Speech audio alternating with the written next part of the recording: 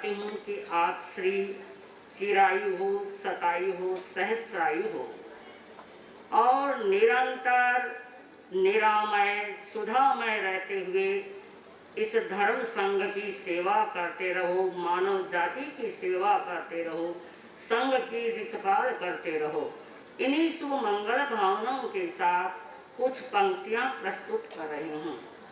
प्रथम 4 पंक्तियों में मैं इस एक मिसाल का अभिनंदन करती हूँ। महश्रमणी वरम, तुम नारी रूप में बनी हो एक मिसाल। महश्रमणी वरम, तुम नारी रूप में बनी हो एक मिसाल। सैकड़ों पुस्तकें लिखकर साहित्य जगत को किया है मालूम माल। तेरा पंथ को शिखरों पहुंचाने वाली है सरस्वती माता। तेरा पंथ को शिखरों पहुंचाने वाली है सरस्वती माता। गुरु तुलसी की तुम अनुपम कृति हो बेमिसाल। दूसरी 4 पंक्तियों में मैं इन 2 चरणों का अभिनंदन करती हूँ। महश्रमणी वरम, इन 2 चिंतामणि चरणों का है कमाल। इन 2 चिंतामणि चरणों का है कमाल। जिनको भी शरण मिली वे हो गए निहाल। किन शब्दों में वर्णन करे तुम्हारी रूहानी ताकत का, किन शब्दों में वर्णन करे तुम्हारी रूहानी ताकत का। तुम्हारी पावन सन्निधि में, तुम्हारी पावन सन्निधि में रहते हैं खुशहाल। तीसरी 4 पंक्तियों में मैं इस गुण दरिये का अभिनंदन करती हूँ। इस गुण दरिये को शब्दों में बांध सकूं ऐसा सामर्थ्य नहीं है। इस गुण दरिये को शब्दों में बांध सकूं ऐसा सामर्थ्य नहीं है। शब्दों के अलंकार से अलंकृत कर सकूं ऐसा लालित्य नहीं है। मन मयूर नाच रहा है मंगल भाऊसी बधाने के लिए। मन मयूर नाच रहा है मंगल भाऊसी बधाने के लिए। पर ग्रंथों में गूंथ सकूं ज्ञान को ऐसा पांडित्य नहीं है। पर ग्रंथों में गूंथ सकूं ज्ञान को ऐसा पांडित्य नहीं है। अंतिम 4 पंक्तियों में महापुरुषों के पट्टोत्सव पर, जन्मोत्सव पर बच्चे कुछ मांग करते हैं, तो मैं भी आप आज ऐसे मंगल अवसर पर एक मांग करती हूँ। हे महाश्रमणी वरम, मैं आगम का पारायण कर सकूं ऐसा वरदान दीजिए। हे महाश्रमणी वरम, मैं आगम का पारायण कर सकूं ऐसा वरदान दीजिए। स्वयं की सम्यक पहचान कर सकूं ऐसा अवदान दीजिए। मस्तिष्क को तरंगित करने वाला जज्बा जाग उठे मुझ में। मस्तिष्क को तरंगित करने वाला जज्बा जाग उठे मुझ में। मंजिल जल्दी से कदमों में आ जाए इसका संधान कीजिए। मंजिल जल्दी से कदमों में आ जाए इसका संधान कीजिए। इस कृति में संस्कृति का सौंदर्य सजा है। श्रद्धा, सेवा और समर्पण, श्रम निष्ठा से पद निखरा है। सहनशीलता, पाप भीरुता, अप्रमत्तता की पहचान। साध्वी प्रमुखा कनक प्रभा जो बनी संघ की अभिनव शान, बनी संघ की अभिनव शान। प्रेरणा पाते हेतु मेरा निवेदन महाश्रमणी वरम से। इसके बाद नव दीक्षित साधियों की प्रस्तुति, अनेक प्रस्तुतियां बाकी हैं। मेरा निवेदन महाश्रमणी वरम। के चरणों में वंदना। स्नानं प्रयासगम सोहगो तवो संयमो यगुत्ति करो पिन्नं के समाजों को मुख्य जिन शासने भज्ञो। यहाँ जितने भी लोग उपस्थित है, हमारी साधियाँ हैं, समणियाँ हैं, श्रावक श्राविकाएँ हैं, सबके मन में एक लक्ष्य को प्राप्त करने की प्रबल कामना है और संभवतः सबका अंतिम लक्ष्य है मोक्ष। तो लक्ष्य तो है, लक्ष्य की प्राप्ति कैसे होगी इसका उपाय हमारे आचार्यों ने बताया है कि 3 तत्वों की साधना की जाए तो वह लक्ष्य हासिल हो सकता है। वो 3 तत्व है, ज्ञान, तप और संयम। सबसे पहला तत्व ज्ञान क्या करता है? ज्ञानम प्रयासकम। ज्ञान का काम है प्रकाश करना। जीवन में प्रकाश होता है तो व्यक्ति देख सकता है, जान सकता है, पता लगा सकता है कि कहाँ क्या है, क्या उपयोगी है, क्या अनुपयोगी है। घर में भी पता लगा सकता है, अपने जीवन में भी पता लगा सकता है कि कहाँ उपयोगी चीजें हैं और कहाँ कचरा भरा हुआ है, कहाँ व्यवस्था ठीक है और कहाँ अव्यवस्था हो रही है। अगर अंधेरा हो तो कुछ पता नहीं लगता। तो अंधेरा कुदरत का भी होता है और अज्ञान का भी अंधेरा होता है।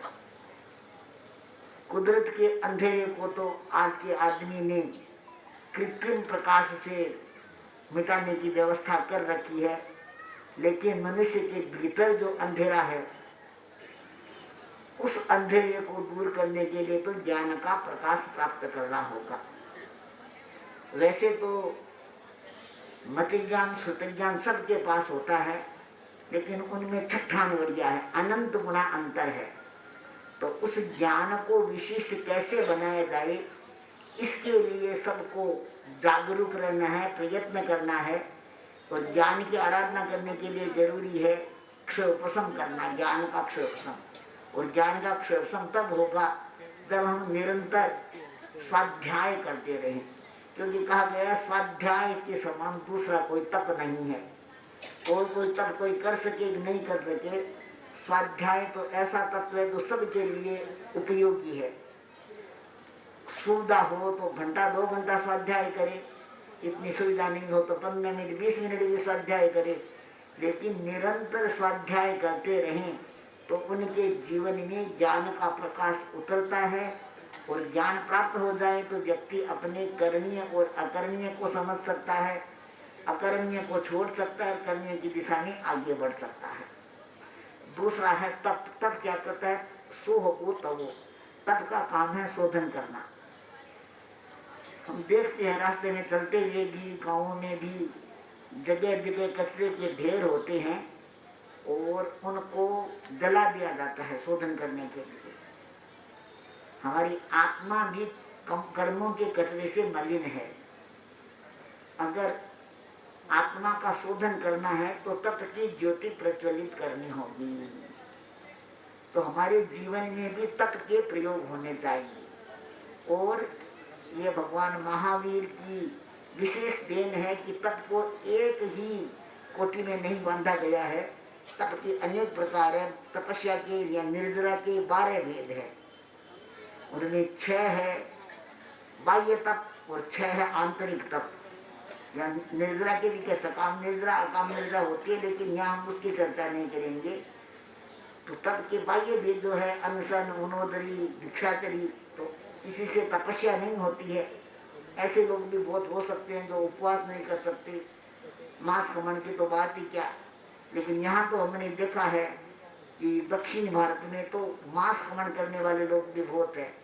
परम पूज्य आचार्य श्री का चतुर्मास था अभी चेन्नई में, तो मांस खमन करने वालों में होड़ सी लग गई और लगभग 57 मांस खमन हुए।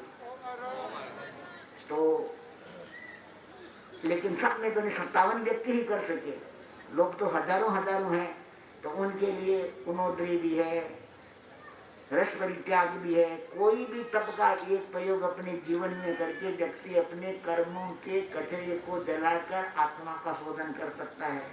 वो भी संभव नहीं हो तो स्वाध्याय, ध्यान आदि के द्वारा भी कर्मों के कचरे को जलाया जा सकता है। तो ये बाह्य और आंतरिक जो तप के भेद है, उन भेदों को व्यक्ति समझे। वो समझने के लिए स्वाध्याय करना होगा तो ज्ञान भी होगा और तप भी होगा।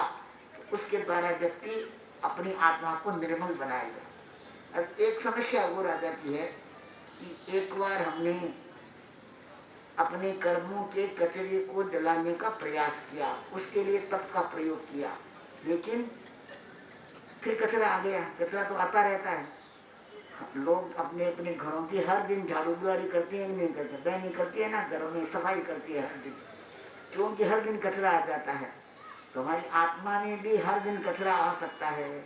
हर दिन क्या, हमारा सिद्धांत तो यह बताता है कि हर क्षण 7 कर्मों का तो बंधन होता ही रहता है। कभी कभी कभी जीवन में एक बार 8 कर्मों का बंधन भी हो जाता है, 7 कर्मों का बंधन होता रहता है। तो आत्मा पुण्य कचरे से आवृत हो जाती है, मलिन हो जाती है। तो कचरा आए नहीं भीतर, उसके लिए क्या करना होगा? कचरा आने के रास्तों को बंद करना होगा। और वह क्या है उसका उपाय? उसका उपाय है संयम। संयम ये गुप्ती करो, गुप्ती करने वाला है, सुरक्षा करने वाला है, निरोध करने वाला है। तो संयम जरूरी है, संबर जरूरी है। जहाँ संयम होता है वहाँ विजातीय तत्वों की घुसपैठ नहीं हो सकती। वह प्रहरी के समान आगे दरवाजे पर बैठा रहता है, और कोई भी विजातीय तत्व अगर प्रवेश करना चाहते हैं तो उनको वहीं पर रोक देता है।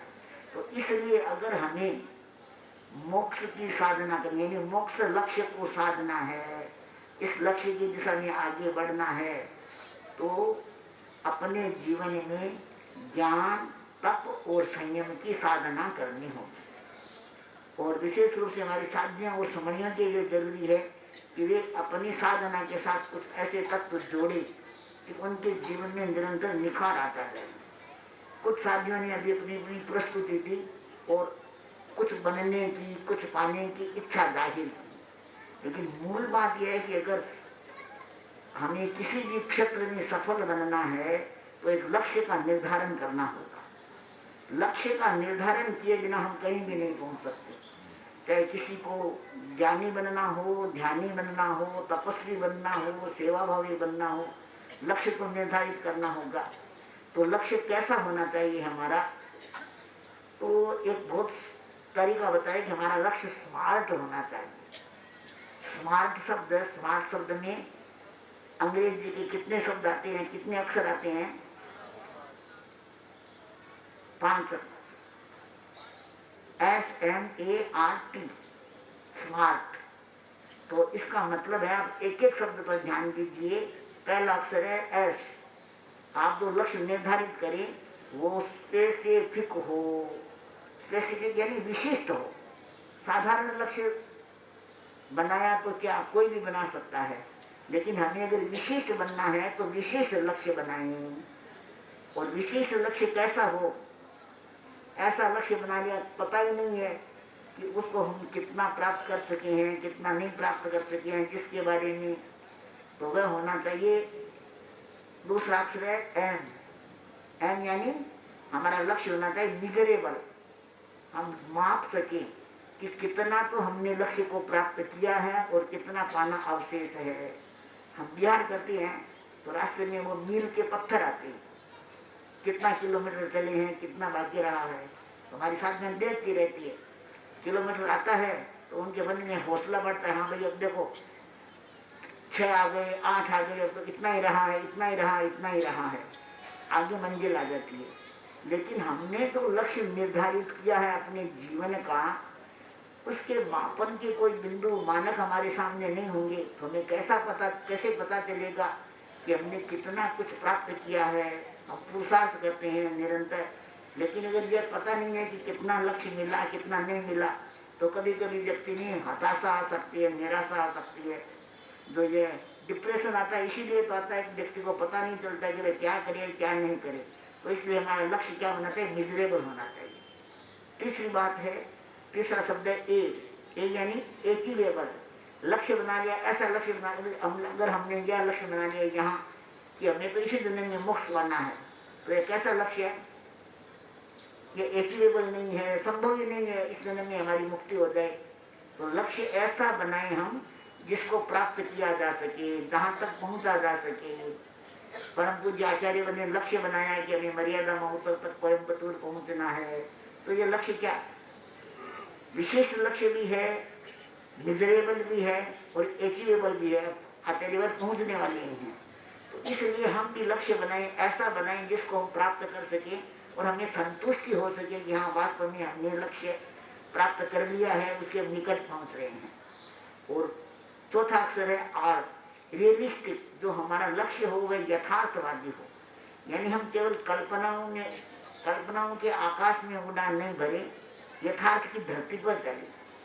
यथार्थ और कल्पना ये दो चीजें होती है, यथार्थ और कल्पना कहें, यथार्थ और स्वप्न कहें। ब्रह्मा जी के दो पुत्र थे, कहते हैं पौराणिक घटना आती है, ब्रह्मा के दो पुत्र थे, एक यथार्थ और एक स्वप्न। दोनों में आपस में एक दिन बहस छिड़ गई कि दोनों में बड़ा कौन। यथार्थ कहता है मैं बड़ा, स्वप्न कहता है मैं बड़ा। लोग कितने कितने बड़े सपने देखते हैं, इसलिए वे बड़े बन जाते हैं, बड़ा काम करके दिखा देते हैं। यथार्थ कहता है तुम्हारा कहना फालतू है, अगर यथार्थ नहीं हो तो सपने क्या करेंगे कोरा। तो बहस का कोई समाधान नहीं मिला। तो फिर कहाँ गए वे, ब्रह्मा के पास गए कि हमारी ये समस्या है, समाधान करो। तो ब्रह्मा ने कहा ठीक है, तुम दोनों मेरे सामने रहो, तो ये काम करो, धरती पर पैर टिका करके आकाश को छूने का प्रयास। धरती पर पैर टिकाओ और आकाश को छू। अब धरती पर पैर टिका दिया तो आकाश तक हाथ नहीं पहुंचती है, और पैर धरती से उठाए तो धरती नीचे रह जाती है, तो बात बनी नहीं। तो ब्रह्मा ने उनको समझाया कि देखो, न तो यथार्थ बड़ा है और न स्वप्न बड़ा है, लेकिन दोनों का योग होता है तब बड़ा है। यानी यथार्थ की धरती पर हमारे पैर टिके रहें और हम अपने पुरुषार्थ से अपने स्वल्प या कल्पना के आकाश को छूने का प्रयास करें, तो तुम दोनों बड़े हो जाओ। तो मूल बात है, हमें भी अपने जीवन में यथार्थवादी लक्ष्य बनाना चाहिए ताकि हम अपने सपनों को पूरा कर सकें। और अंतिम अक्षर क्या है, टी। टी यानी हम कोई भी लक्ष्य बनाएं, अब कितना समय लग गया कुछ पता ही नहीं है, कितना कुछ काम हुआ, तो टाइम बाउंड करें उसको, इतने समय में हमें यह काम करना है। एक पुस्तक लिखनी है, 1 वर्ष में लिखेंगे, 6 महीने में लिखेंगे। एक गीत बनाना है तो 2 दिन में बनाएंगे, 4 दिन में बनाएंगे। कोई छोटे लक्ष्य हो, बड़े लक्ष्य हो, यह भी निर्धारित करें कि बड़ा लक्ष्य है तो उसको फिर हम लॉन्ग टाइम और शॉर्ट टाइम 2 भागों में विभक्त कर सकते हैं। छोटे लक्ष्य है तो छोटे छोटे लक्ष्यों को तो बार बार हम पूरा करते जाएं, आगे से आगे लक्ष्य बनाते जाएं। लेकिन इस प्रकार लक्ष्य बनाएंगे तो निश्चित रूप से हम लक्ष्य तक जल्दी पहुंच सकेंगे। लेकिन एक बात है, हमने अक्सर देखा है कि कोई भी व्यक्ति है, कोई भी काम करता है तो उसमें उत्साह बहुत होता है काम शुरू करते समय, लेकिन धीरे धीरे क्या होता है, उसका जोश खरोश कम हो जाता है। तो यह माना जाता है कि मकसद हासिल करने के लिए एंथुजियाज्म चाहिए, यानी लगन चाहिए, जुनून चाहिए, उत्साह चाहिए। अगर जुनून सिर पर सवार नहीं होता है तो व्यक्ति किसी लक्ष्य को प्राप्त नहीं कर सकता। तो जुनून होना चाहिए। और इसको ऐसा कहा है कि जुनून भी कई प्रकार का होता है, और इसको उपमा दी गई है कि इलेक्ट्रिक करंट की तरह होता है। इलेक्ट्रिक करंट लगाते हैं जो सफलता के इंजन को निरंतर गति देता रहता है, लेकिन ये करंट में भी अलग अलग तरह की जुनून पैदा होते हैं। जैसे एक व्यक्ति है, कोई काम शुरू करता है, उसमें इतना उत्साह होता है कि वो सोचता है मैं अभी काम कर लूंगा, लेकिन 30 मिनट काम किया, उत्साह थोड़ा ठंडा पड़ गया कि ये तो थोड़ा मुश्किल लगता है, कैसे होगा, शिथिल हो जाता है। कुछ व्यक्ति ऐसे होते हैं 30 दिन तो काम कर लेते हैं, फिर थोड़े धीमे हो जाते हैं उनकी। कुछ व्यक्ति ऐसे होते हैं 30 वर्षों तक भी काम करते रहते हैं, थकते नहीं हैं। कहने का मतलब है दीर्घ काल तक उत्साह को बनाए रखता है, वह व्यक्ति सफल होता है अपने लक्ष्य में। तो हमको भी एक सोचना है कि हम अपने जीवन का जो लक्ष्य बनाएं, उस लक्ष्य को प्राप्त करने के लिए हम जिस दिशा में प्रस्थान करते हैं, उस दिशा में आगे बढ़ने के लिए हमारा उत्साह निरंतर बना रहे, ऐसा करंट हमें लगाना चाहिए। और हो सकता है करंट बार बार लगाना पड़े तो बार बार कहीं से हम प्रेरणा लें, प्रोत्साहन लें। वैसे देखें तो हर व्यक्ति में कोई न कोई प्रतिभा, योग्यता, हुनर होती है, उस प्रतिभा योग्यता का उपयोग तब होता है जब उसका सही जगह पर उपयोग हो। तो हम सभी ऐसा एक प्रयत्न करें कि अपनी अपनी प्रतिभा, क्षमता, योग्यता या हुनर को पहचाने और उससे जो निष्पन्न हो सकता है उस दिशा में आगे बढ़ने का प्रयास करें। अगर एक व्यक्ति सभी दिशाओं में आगे बढ़ने का प्रयास करेगा, यानी एक व्यक्ति दो नावों पर सवारी करेगा, दो घोड़ों पर सवारी करेगा, तो क्या होगा? न इधर का रहेगा न उधर का रहेगा। तो हम तय कर लें कि हमें क्या करना है। एक व्यक्ति सोचता है मैं वक्ता भी बन जाऊं, लेखक भी बन जाऊं, कवि भी बन जाऊं, अमुक भी बन जाऊं, अमुक भी बन जाऊं। तो हो सकता है हमें पूरी सफलता नहीं बने, क्योंकि हमारा लक्ष्य छितर जाता है। तो हम पहले एक लक्ष्य स्थिर करें, वो लक्ष्य में लगे कि वह लक्ष्य में हासिल हो रहा है, उसके बाद हम दूसरे क्षेत्र में विकास कर सकते हैं। लेकिन विकास करना जरूरी है और ऐसा मानना चाहिए कि तेरापन धर्म संघ ऐसा धर्म संघ है जहाँ विकास के अवसर है। और सब वास्तव में संघ वही होता है जहाँ विकास का सबको अवसर मिले। गुरुदेव श्री तुलसी ने ग्रंथ लिखा है संघ का, उसमें संघ की ही महिमा गाई गई है कि संघ कैसा होता है, उसमें क्या क्या बातें होती है। तो उसने बताया है कि समेशम सुलभो यत्र विकास अवसरो भरे पार्थक्य मर्हतायाम स्यात् स संघ इत्युच्यते। संघ संघ इत्युच्यते, यानी संघ वह होता है जहाँ सबको विकास का अवसर सुलभ होता है। तो हम ये माने कि तेरापन धर्म संघ में यह सुविधा है। आप देखिए हमारी छोटी छोटी साधनियाँ, छोटी छोटी सामड़ियाँ कितना विकास कर रही है। कितनी साधनियाँ, कितनी सामड़ियाँ ने BA MA तो बहुत पीछे रह गया, PhD कर लिया, डॉक्टर बन गए हैं। ये सब कैसे हुआ कि गुरुदेव ने, हम आचार्य श्री तुलसी ने, आचार्य श्री महाप्रज्ञ जी ने, आचार्य श्री महाश्रमण जी ने इन सबको विकास करने का अवसर दिया। कि अगर तुम्हारी में योग्यता है, प्रतिभा है, तुम आगे बढ़ना चाहते हो तो आगे बढ़ो। तो इन्होंने प्रतिभा के बल पर उनको अवसर मिला, पुरुषार्थ किया तो प्रतिभा का रिजल्ट भी आया और वे एक स्थान पर पहुंच गए। लेकिन एक स्थान पर पहुंचने के बाद भी जीवन में ठहराव नहीं आना चाहिए। एक लक्ष्य हासिल हो गया तो फिर दूसरा लक्ष्य बनाए कि हमें और आगे बढ़ना है। परम पूज्य आचार्य वर भी आगम पढ़ने की बहुत प्रेरणा देते हैं और वास्तव में आगम हमारे लिए हमारे मार्गदर्शक भी है, हमारे लिए आलम्बन भी है, आश्वास भी है और भगवान महावीर की बहुत बड़ी देन भी है। तो जिनके सामने कोई दूसरा काम नहीं है तो वे आगम पढ़ने में, आगम का स्वाध्याय करने में, आगम के रहस्यों को खोजने में अपना समय लगाए।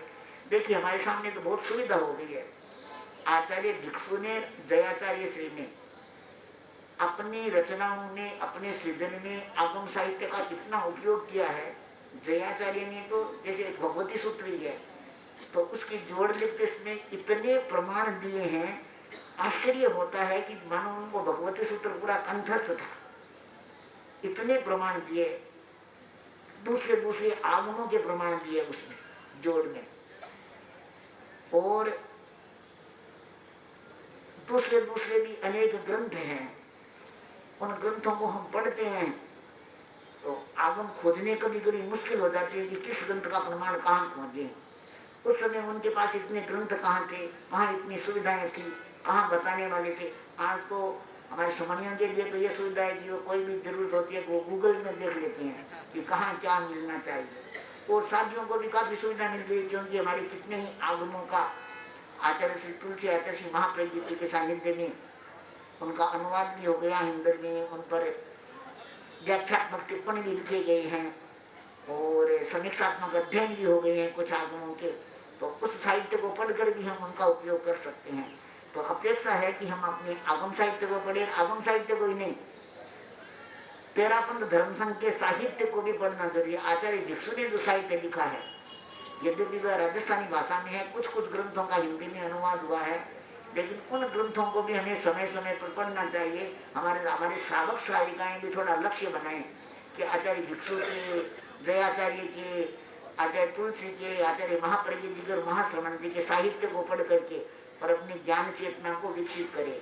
तो मैं आशा और अपेक्षा करती हूँ कि ऐसे जो प्रसंग आते हैं हमारे धर्म संघ में, चाहे आचार्य के पट्टोत्सव का प्रसंग है, उनके जन्मदिन का प्रसंग है, दीक्षा दिन का प्रसंग है, हम उन प्रसंगों पर और कुछ न कुछ ऐसे संकल्प करें जिससे हमारी ज्ञान दर्शन चारित्र की अभिवृद्धि हो और हम अपने लक्ष्य के निकट पहुंच सकें। इसी आशा के साथ ओम अर्हम। परम समर्पण भाव का उदाहरण आकर्ष ऐसा बनाए हम जिसको प्राप्त किया जा सके, जहाँ तक पहुंचा जा सके। परम पूज्य आचार्य ने लक्ष्य बनाया कि हमें मर्यादा महोत्सव तक कोयम्बतूर पहुंचना है। तो ये लक्ष्य क्या, विशिष्ट लक्ष्य भी है, मिजरेबल भी है और अचीवेबल भी है। आचार्य पहुंचने वाले ही हैं। तो इसलिए हम भी लक्ष्य बनाए, ऐसा बनाए जिसको हम प्राप्त कर सके और हमें संतुष्टि हो सके कि हाँ वास्तव में हमने लक्ष्य प्राप्त कर लिया है, उसके निकट पहुंच रहे हैं। और चौथा अक्षर है आर, रियलिस्टिक। जो हमारा लक्ष्य हो वह यथार्थवादी हो, यानी हम केवल कल्पनाओं के आकाश में उड़ान नहीं भरे, यथार्थ की धरती पर चले। यथार्थ और कल्पना ये दो चीजें होती है। यथार्थ और कल्पना कहें, यथार्थ और स्वप्न कहें।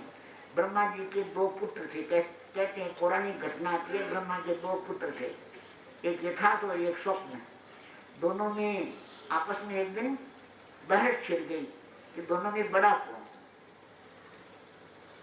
यथार्थ कहता है मैं बड़ा, स्वप्न कहता है मैं बड़ा।